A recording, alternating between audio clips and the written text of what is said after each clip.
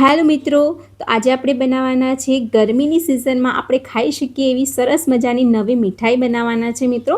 તો મિત્રો આજે આપણે બનાવવાના છે સુખડી, પણ અલગ જ ટ્વિસ્ટ સાથે બનાવવાના છે અને એની અંદર કંઈક અલગ છે મિત્રો। તો વિડીયો પૂરા એન્ડ સુધી જરૂરથી જોજો। અને સુખડી તો એકદમ પૌષ્ટિક અને હેલ્ધી તો હોય જ છે, એ પણ જો જુવારના લોટથી બને તો એમાં તો ખાવાની મજા જ આવી જાય। તો એકદમ સોફ્ટ અને પોચી એવી બનીને તૈયાર થાય છે મિત્રો। તો વિડીયો પૂરા એન્ડ સુધી જરૂરથી જોજો અને તમે કયા શહેરથી જુઓ છો એ મને કમેન્ટ કરી જરૂરથી કહેજો। તો મિત્રો સૌથી પહેલાં અહીંયા આગળ મેં અડધી વાડકી જેટલું ઘી લીધેલું છે ફ્રેન્ડ્સ। અને એક વાતનું ખાસ ધ્યાન રાખવાનું છે કે જેટલું આપણે ઘી લઈએ એના કરતાં ડબલ લોટ લેવાનો મિત્રો। અહીંયા આગળ આપણે જુવારના લોટથી આપણે સુખડી બનાવી રહ્યા છે, તો એકદમ પૌષ્ટિક એવી બનીને તૈયાર થવાની છે।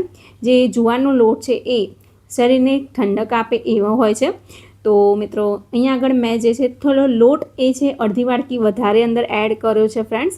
તો ખાસ ધ્યાન રાખવાનું કે જેટલું ઘી લઈએ એના કરતાં ડબલ આપણે લોટ લેવાનો છે।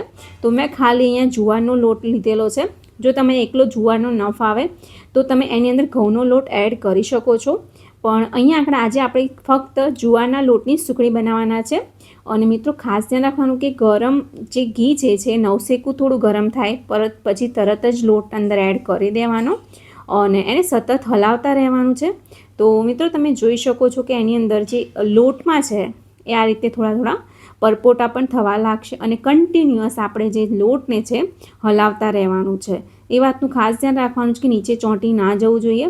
અને જે પણ વાસણ આપણે ઉપયોગ કરીએ છીએ સુખડી બનાવવા માટે, તો એમાં એ વાતનું પણ ધ્યાન રાખવું કે જાડા તળિયાવાળી જે વાસણ હોય એવા જ વાસણનો ઉપયોગ કરવાનો।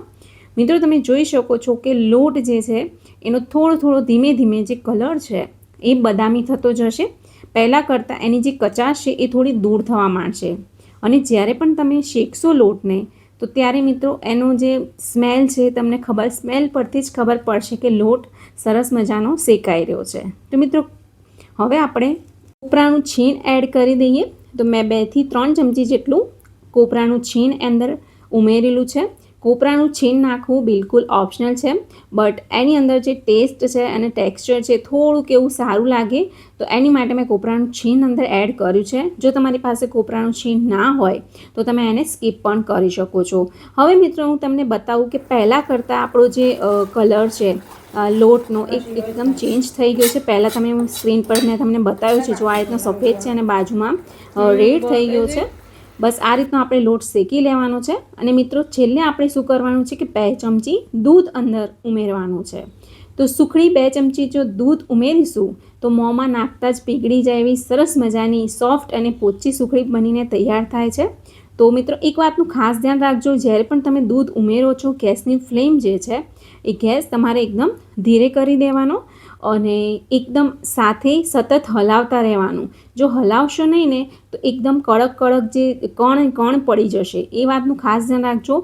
દૂધ જ્યારે નાખો તો એક હાથેથી સતત તમારે કન્ટિન્યુઅસ હલાવતું રહેવાનું છે, બરાબર। અને હવે આપણે મિત્રો તમે જોઈ શકો છો કે ગેસ મેં બંધ કરી દીધો છે અને ગેસ બંધ કર્યા પછી મિક્સ કરી દેવાનું છે। હવે આપણે એની અંદર ગોળ ઉમેરીશું। તો ગોળ મિત્રો મેં કેટલો લીધો છે, જેટલો આપણે લોટ લઈએ એના કરતાં અડધો, એટલે કે જેટલું ઘી લઈએ એટલો જ આપણે ગોળ લેવાનો છે। બાકી તમે તમારા પ્રમાણે વધતું ઓછું ગોળનું પ્રમાણ કરી શકો છો। અને મિત્રો ખાસ ધ્યાન રાખવાનું કે ગેસની ફ્લેમ ઓફ કરીને જ મેં ગોળ અંદર એડ કર્યો છે અને મિક્સ કરતું રહીશું। હવે આપણે ગેસ પરથી ઉતારી લઈએ।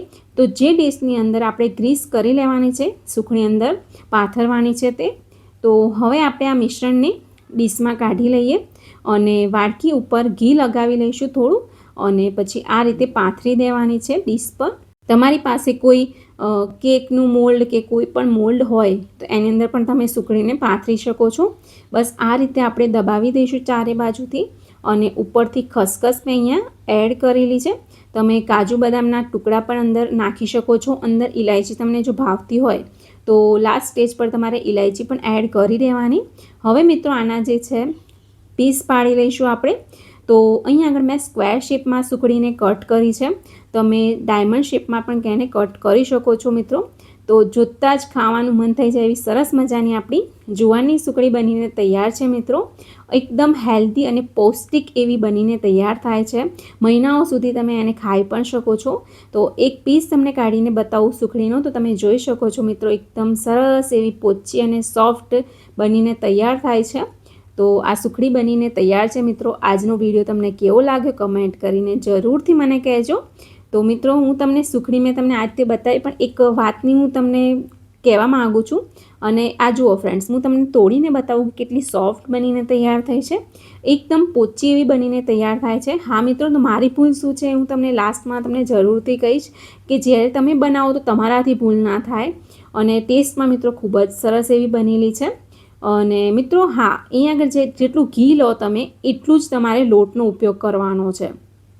કેમ કે મેં જ્યારે સુખડી બનાવી તો થોડું ઘી ઓછું પડ્યું હતું. તો ખાસ ધ્યાન રાખવાનું કે જેટલું તમે ઘી લેતા હોય એના કરતાં ડબલ તમારે લોટ લેવાનો. એનાથી વધારે ઓછું માપ થશે તો સુખડી જે છે એ થોડી તૂટી પણ જશે. એટલે ખાસ ધ્યાન રાખવાનું.